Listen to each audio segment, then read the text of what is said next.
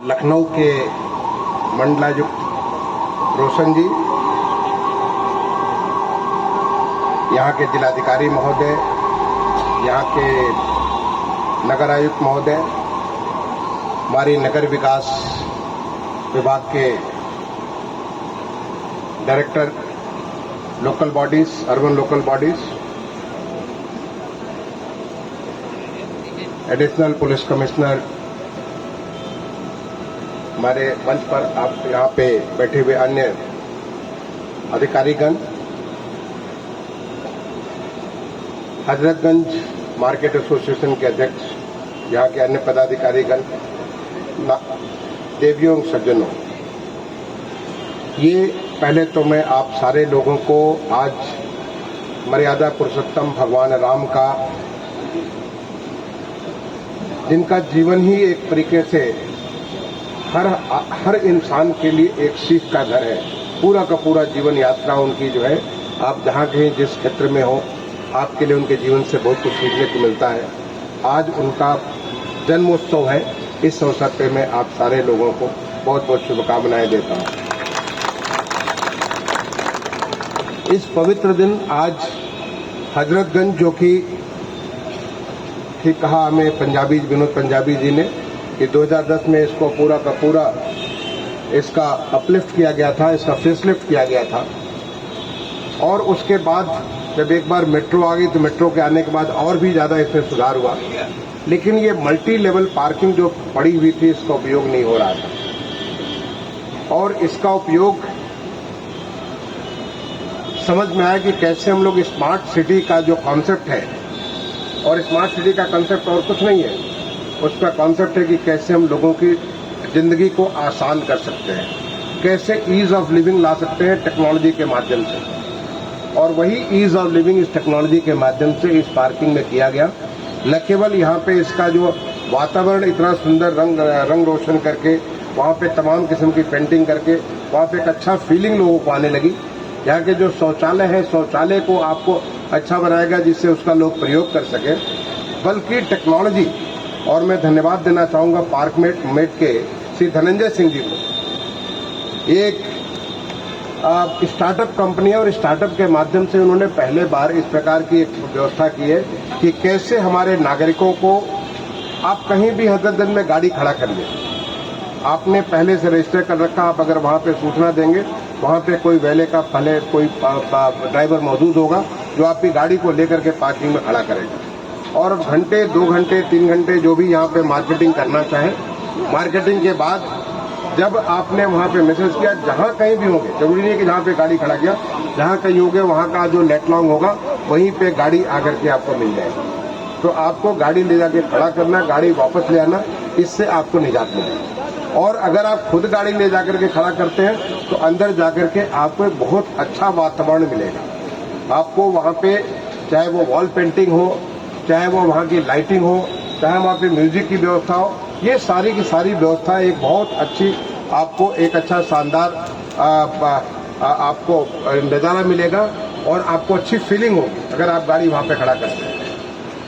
अभी एक बात आई थी कि यहाँ पे पार्किंग के साथ ये छत पे इतना बढ़िया छत है और छत पे पूरा कूड़ा भरा पड़ा था, जिसने शुरुआत किया था मंडलायुक्त ने और हमारे म्युनिसिपल कमिश्नर ने इस पर शुरुआत की थी। तो वहाँ पे पूरा कूड़ा भरा हुआ था। अभी कोई भी खाली स्पेस को लोग कहीं न कहीं किसी तरीके से भर ही देते हैं।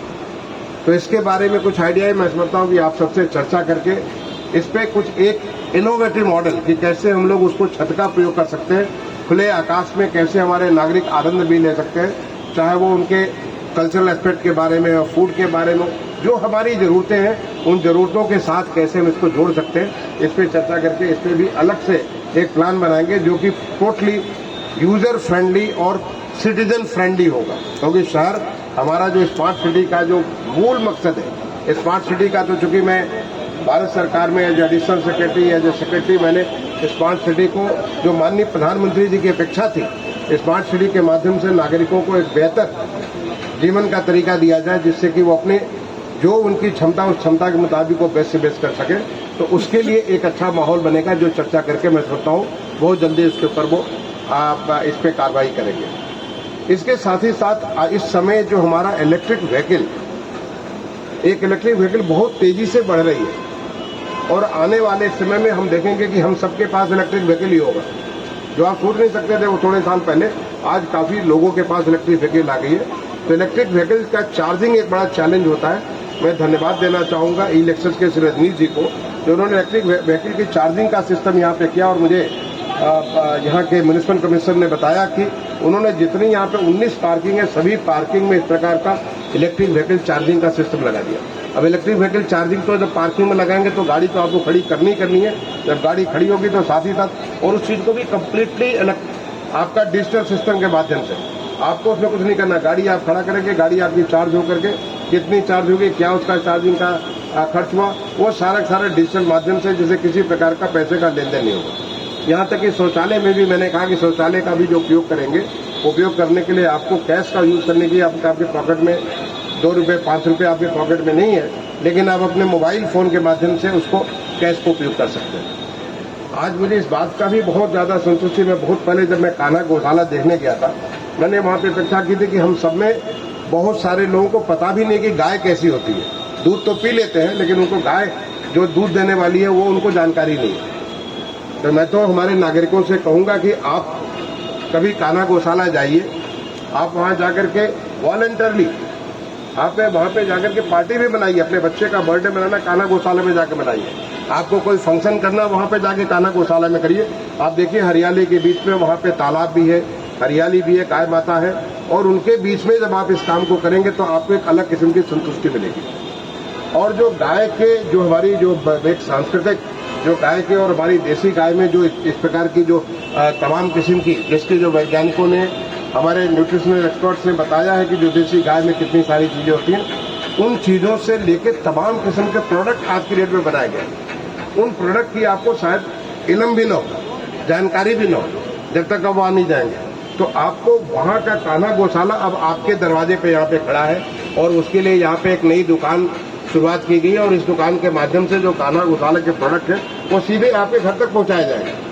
आप बहुत किस्म के प्रोडक्ट उसके माध्यम से बनाए जा सकते हैं और उन प्रोडक्ट का आप उपयोग कर सकते हैं। और वही नहीं, बल्कि ये मोबाइल जो गाड़ी है, इस मोबाइल गाड़ी के माध्यम से भी पूरे शहर में घुमा करके लोगों को इसको कान्हा गौशाला के प्रोडक्ट उपलब्ध कराए जा सकते हैं। तो ये हमारा एक जनता से जुड़ने का, क्योंकि ये देखिए पूरे देश में, हमारे प्रदेश में, आप जानते हैं कि हमारे प्रदेश में माननीय मुखर्जी जी किस प्रकार से निराश्रित गो आश्रय स्थल के बारे में लगभग 11 लाख गायें हमारे निराश्रित गो आश्रय स्थलों में हैं। लगभग 1 लाख गायें उन लोगों के पास है जिनको पास उनको किसी प्रकार की उनको जो पोषण की कमी थी उनको दिया गया, और वो गाय न केवल वो गाय वो रख रहे हैं, बल्कि उसके लिए 900 रुपये महीने भी उनको रखने का मिलता है।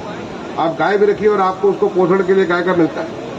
अगर आप रखना चाहें अपने घर में ऐसे ही 4 गाय रखना चाहें, और गाय से तो आज की डेट में जो प्राकृतिक खेती, जो नेचुरल फार्मिंग, एक नई विधा आई है कृषि के बारे में, जो कि हम लोगों ने तमाम सारा केमिकल फर्टिलाइजर्स के माध्यम से, केमिकल पेस्टिसाइड्स के माध्यम से इस प्रकार से अपने जमीन की उर्वरकता को कम कर दिया। इस प्रकार से हम लोग अपने अनाज में जहर डाल रहे हैं, जिसके माध्यम से तमाम किस्म की बीमारियां होती हैं। उन बीमारियों के निजात के लिए आज प्राकृतिक खेती हमारे देश में बहुत तेजी से बढ़ रही है।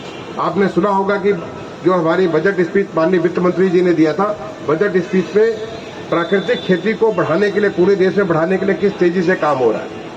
पूरी की पूरी जो गंगा जी के जो 5 किलोमीटर दोनों तरफ, यानी 10 किलोमीटर के भीतर प्राकृतिक खेती होगी। पूरा का पूरा एक अर्थ गंगा के माध्यम से वहां पे कैसे प्राकृतिक तौर पे बहुत सारी आर्थिक गतिविधियां गंगा जी के साथ की जा चुकी है, और माननीय मुख्यमंत्री जी ने तो उसके साथ जोड़ करके हमारे बुंदेलखंड को और विंध्य क्षेत्र को पहले ही उसके बारे में उसमें आगे बढ़ा दिया कि हमारे वहाँ पे प्राकृतिक खेती का काफी ज्यादा बढ़ावा दिया जा रहा है। तो जो प्राकृतिक खेती है वो पूरी गो आधारित है। कैसे गाय के गोबर के माध्यम से, गोमूत्र के माध्यम से, गाय के जो प्रोडक्ट है उसके माध्यम से हम अपनी खेती को कैसे बेहतर कर सकते हैं, उस पर हम केमिकल के ऊपर डिपेंडेंट कम कर सकते हैं, उससे हमारी जो जमीन की उर्वरकता है उसको कम करने से कैसे हम बचा सकते हैं। तो ये जो कार्य हुआ, उसके लिए कान्हा गौशाला का मैं सारे नागरिकों से भी रिक्वेस्ट करना चाहूँगा कि आप कान्हा गौशाला का जो आपके शहर के भीतर है, वहाँ पे इतनी सारी गाय हैं, वहाँ पे आप जाके देख सकते हैं कि गाय से क्या क्या चीज़, बच्चों को ले जाकर के, अपने परिवार को ले जाकर के आप जाइए, वहाँ कभी पिकनिक भी करके आइए। बहुत सुंदर जगह है, वहाँ पे मैं जाके देखे हैं। आप वहाँ पे जो 4 घंटे 5 घंटे वहाँ पे गुजार सकते हैं। और वहाँ पे जो कुछ अभी जैसे कि गाय के लिए अगर आप कुछ देना चाहें तो वो वहाँ पे दान भी कर सकते हैं।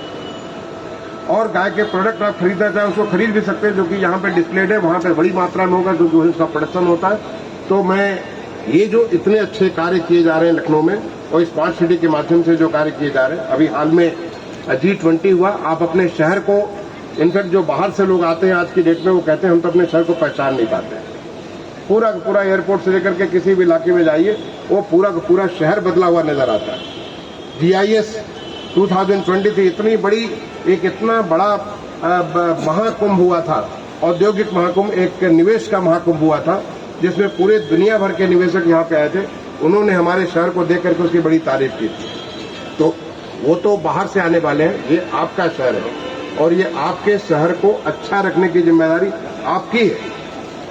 बाहर का आदमी इसको अच्छा नहीं रख सकता। आपके ऊपर इसका अगर काम हो गया तो उस काम करने के बाद उसको उसी प्रकार से वो बना रहे, उसी प्रकार से उसकी जो उसमें एक शोहरत दी गई, जो उसके अंदर एक सुगंध दी गई, वो सुगंध वैसी बरकरार रहे, इसकी जिम्मेदारी हमारे नागरिकों की है। और नागरिक जिस दिन तय कर लेंगे कि हमारा लखनऊ शहर बहुत सुंदर रहेगा, कोई इस शहर की सुंदरता पे आंच नहीं लगा सकता। तो मैं ये भी कहूंगा कि अपने नागरिकों से निवेदन करना चाहूंगा कि आप अपने शहर को साफ सुथरा रखने के लिए, हरा भरा रखने के लिए, सुंदर रखने के लिए आपके घर का फसाड, जो घर का फसाड कोई भी देखता है तो घर का फसाड देखता है, अंदर तो आप बहुत कुछ करते हैं। अंदर आप जो पता है एयर कंडीशन रखा हुआ, आपने बड़े अच्छे इलेक्ट्रॉनिक गैजेट्स रखे हुए, बहुत सारी कटलरी और बहुत सारा सामान रखा हुआ है, लेकिन क्या आप बाहर से, क्योंकि जो बाहर का आदमी आता है तो आपके घर के फसाड को देखता है, तो क्या आप अपने फसाड को भी अच्छे से बना के रखे हुए? जैसे कि आज हजरतगंज का पूरा फसाड इतना बढ़िया हो गया, तो हमारी कॉलोनीज में भी जब जाए तो आपको फसाड अच्छा दिखना चाहिए। ये भी नागरिकों का योगदान होना चाहिए। जब नागरिक अपने इस बात का जुड़ जाएंगे, आपके अगर आपका जगह उपलब्ध है तो वहाँ पे हरा भरा पौधा लगा सकते हैं, कुछ नहीं तो छोटे छोटे पौधे लगा सकते हैं, औषधीय पौधे लगा सकते हैं, जो कि औषधीय पौधे लगाने से आपके वहाँ पे वातावरण अच्छा होता है, वायु अच्छी होती है, बहुत सारे फायदे होते हैं। अगर आप इस प्रकार की चीज करेंगे तो उससे आपको भी फायदा मिलेगा और जो आने वाले आपके शहर के बारे में एक अच्छा भाव लेके जाएंगे। और अच्छा भाव ही नहीं लेके जाएंगे बल्कि वो यहाँ बसना चाहेंगे, यहाँ निवेश करना चाहेंगे, यहाँ पे बहुत कुछ करना चाहेंगे, तो जिससे ओवरऑल हमारे नागरिकों की जिंदगी में सुधार होगा। तो मैं ये जो इतने अच्छे कार्य यहाँ पे किए गए हैं, इन सारे कार्यों के लिए एक तो यहाँ की जो यहाँ की व्यापार मंडल है, जहाँ के तमाम सारे लोग अभी जुड़े हुए हैं, इस कार्य के साथ जुड़े हुए हैं, जिस उनकी हमेशा मैं देखता हूँ, मैं भारत सरकार से भी आता था तो हमेशा वो मुझे तमाम सारी चीजें बताते थे कि ये किया जाए, इस तरह से किया जाए, और खुद भी उसमें कंट्रीब्यूट करते थे।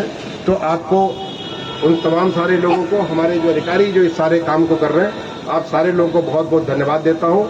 और एक बार दोबारा आप सारे लोगों को मर्यादा पुरुषोत्तम भगवान राम की जो जन्मोत्सव है आज के दिन, रामनवमी का इतना बड़ा परम पावन त्यौहार है, उस पर आप सबको बहुत बहुत शुभकामनाएं देता हूँ।